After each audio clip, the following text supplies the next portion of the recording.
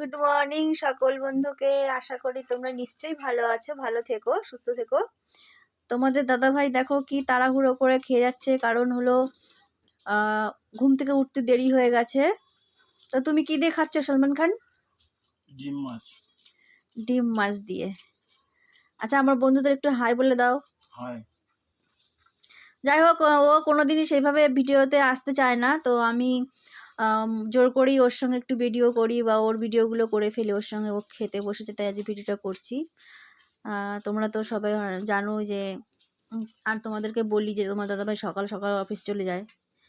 দেখো না কি তাড়াহুড়ো করে খাচ্ছে। আর ওইদিকে পুরো ভাতের হাঁড়ির সামনে গামলাটাও নিয়ে নিচে সরিয়ে দেওয়া, একটু সরিয়ে দিত এটা।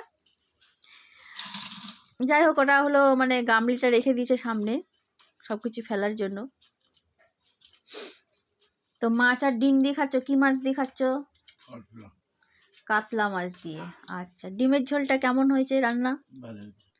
ভালো হয়েছে। সব মানে জেনে জেনে সব মানে যেচে যেচে জিজ্ঞাসা করছি।